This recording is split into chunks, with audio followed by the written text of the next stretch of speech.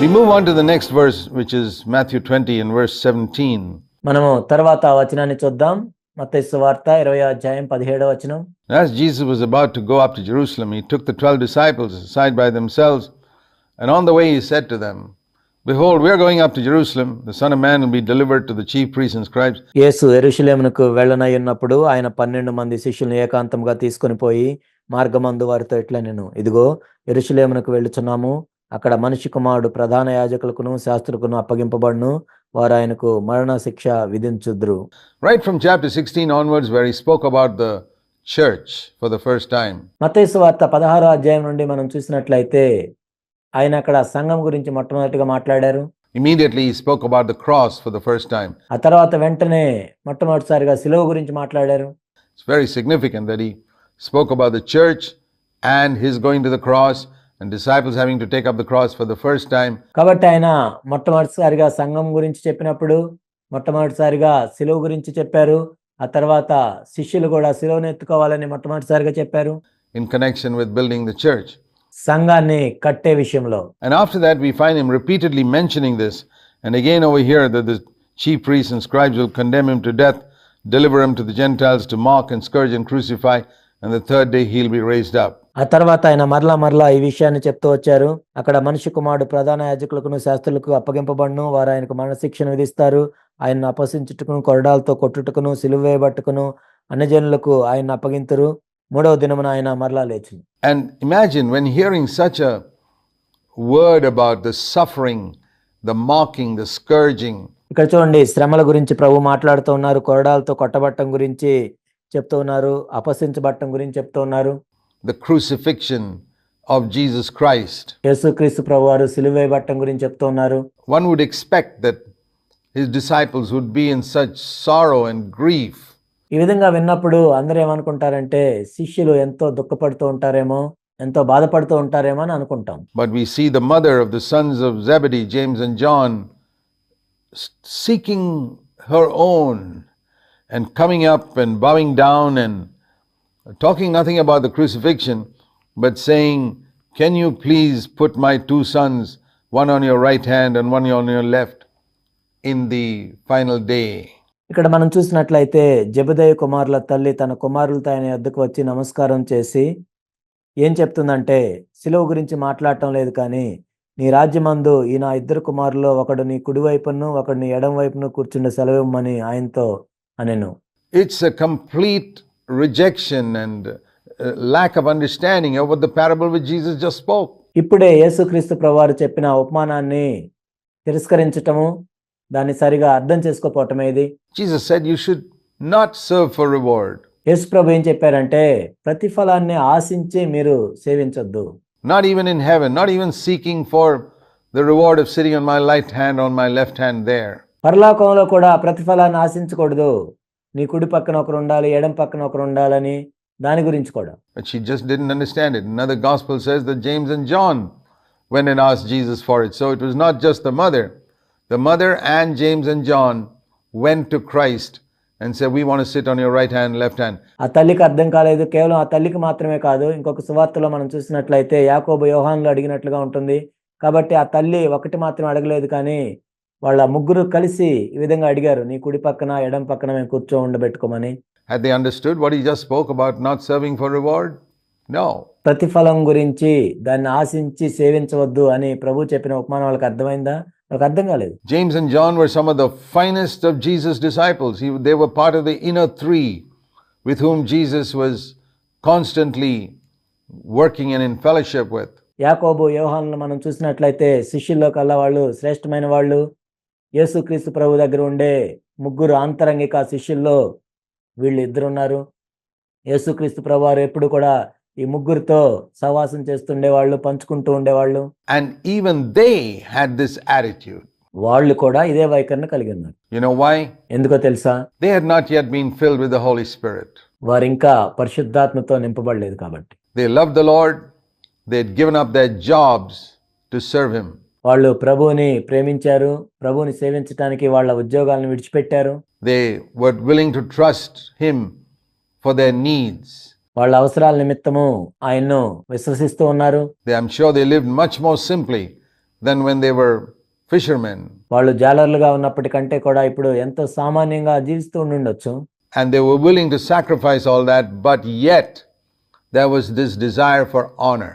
వాళ్ళు సమస్తమును త్యాగం చేయటానికి అర్పించటానికి ఇష్టపడ్డారు, కానీ అయినా ఈ ఘనతను కోరుకోవటం అనేది ఉంది వాళ్ళలో. And I've seen that in many Christian workers who've given up their jobs. అనేక మంది క్రైస్తవ పనివారిలో నేను దీన్ని చూశాను.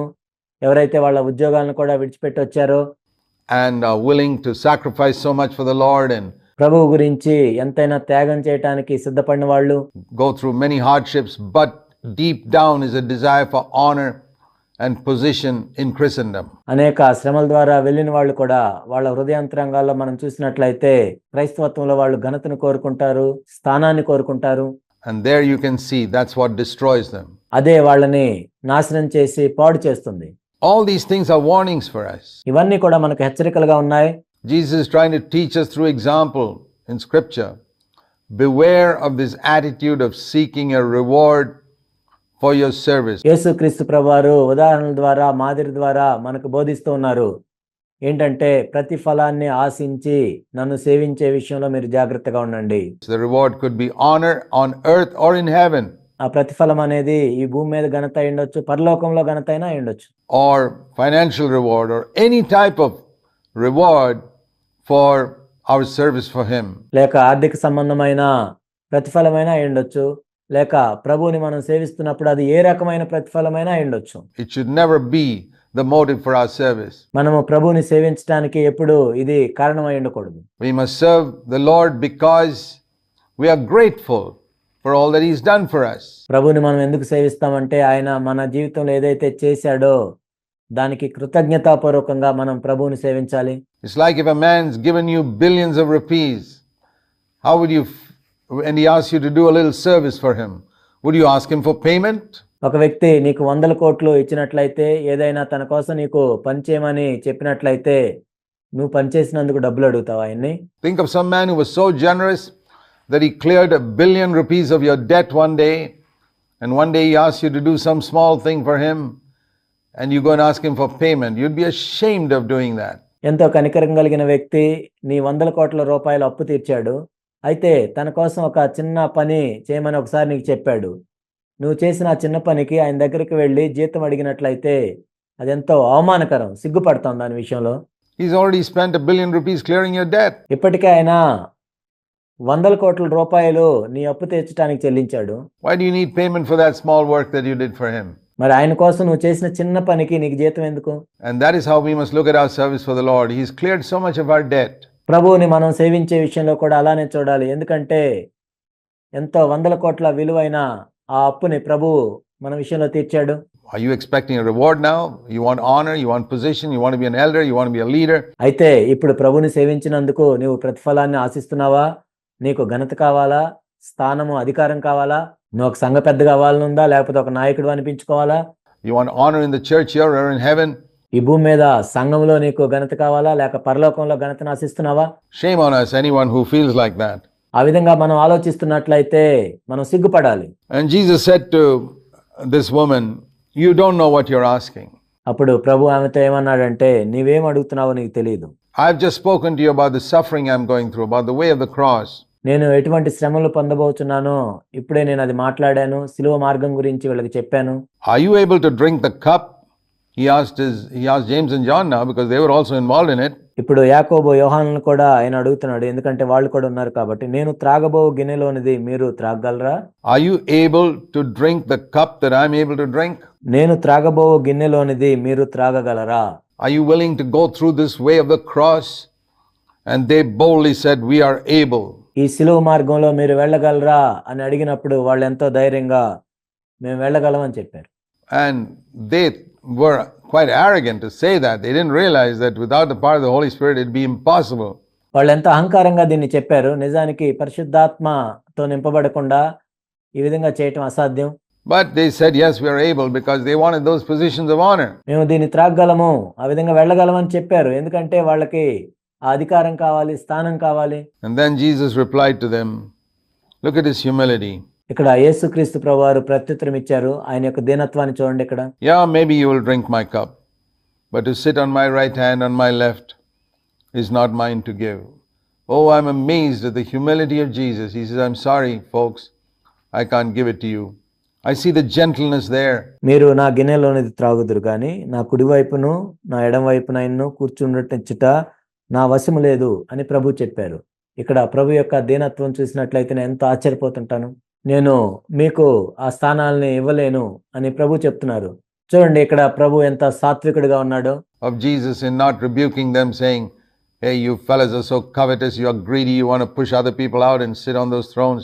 మీరు ఎంత దురాశపరులుగా ఉన్నారు, వేరే వాళ్ళందరినీ పంపించేసి ఆ స్థానాన్ని ఆక్రమించడానికి మీరు చూస్తున్నారా అని ఆయన ఏం గద్దించలేదు. No, he's so gracious and says, it's not mine to give, but it is for those for whom the Father has prepared it. ఆయన ఎంతో కనికరం కలిగి అది నా వశము లేదు కానీ నా తండ్రి చేత ఎవరికి సిద్ధపరచబడిన వారికి అది దొరుకునని చెప్పాను. And I know whom the Father has prepared those 2 seats for. తండ్రి ఆ 2 స్థానాలు ఎవరికి కేటాయించారో నాకు తెలుసు. The Bible says in Philippians 2 that Jesus humbled himself and became obedient unto death. Bible ఏం చెప్తుందంటే ఫిలిప్పీయులకు రాసిన పత్రిక 2వ అధ్యాయంలో యేసుక్రీస్తు ప్రభువారు తన్ను తాను తగ్గించుకొని శిలువ మరణం పొందినంత వరకు తగ్గించుకున్నారు. Even the death on a cross. And therefore, that is the reason why God has given him a name which is above every name. అందుచేతనే పరలోకమందున్న వారిలో గాని భూమి మీద ఉన్న వారిలో గాని భూమి కింద ఉన్న వారిలో గాని ప్రతి నామమునకు పైనామమును ఆయనకు అనుగ్రహించెను. That at the name of Jesus every knee should bow. Philippians 2 and verse 8, 9 and 10. ప్రతి వాని మోకాలను యేసు నామమున వంగునట్లు ఫిలిప్పీయులకు రాసిన పత్రిక 2:8, 9, 10 వచనాలు. How did he get to that throne? ఆ సింహాసనం మీదకి ఆయన ఏ విధంగా వెళ్ళారు? Because he humbled himself to the point of death, even death on a cross. ఎందుకంటే ఆయన శిలువ మరణము పొందినంతగా తను తాను తగ్గించుకున్నాడు కాబట్టి. So who will be sitting on his right hand and left hand in glory? కాబట్టి మహిమలో ప్రభువుకి కుడి వైపున ఎడం వైపున ఎవరు కూర్చుంటారు? It will be those who have humbled themselves to the maximum in these years of human history. కాబట్టి మానవ చరిత్రలో ఎవరైతే గరిష్టంగా తాము తగ్గించుకున్నారో వాళ్ళే అక్కడ కూర్చుంటారు. I don't know who they are. వాళ్ళు ఎవరో నాకు తెలియదు. It could be some poor widow from Africa for all you know, unknown. ఆఫ్రికాలో ఎవరికి తెలియబడని ఒక పేద విధవరాలు అయి ఉండొచ్చు. It's not necessarily some great apostle. ఏదో గొప్ప అపోస్తలుడు అవ్వాల్సిన అవసరం లేదు అక్కడ. It's those who have humbled themselves to the most in their earthly life, and God, who is not partial. కాబట్టి భూమి మీద వాళ్ళ జీవితంలో ఎవరైతే తమను తాము తగ్గించుకుంటారో గరిష్టంగా దేవునికి ఇక్కడ పక్షపాతం ఏమీ లేదు. Will exalt them. It's a principle. God exalts those who are humble. దేవుడు వారిని హెచ్చిస్తాడు. ఇది ఒక నియమము. ఎవరైతే తమను తాము తగ్గించుకుంటారో దేవుడు వారిని హెచ్చిస్తాడు. And so those are the ones who are going to be closest to Jesus in eternity. వాళ్ళే నిత్యత్వంలో యేసుక్రీస్తు ప్రభువారికి అతి సమీపంలో ఉంటారు. And that should be the reward we should long for, closeness to Christ. ఆ ప్రతిఫలాన్ని మనం ఆశించాలి. యేసుక్రీస్తు ప్రభువారికి అతి సమీపంలో నేను ఉండాలి అనేది. Not to sit with authority over people. ప్రజల మీద ఏదో అధికారం చెలాయించడానికి కూర్చోవడం కోసం కాదు.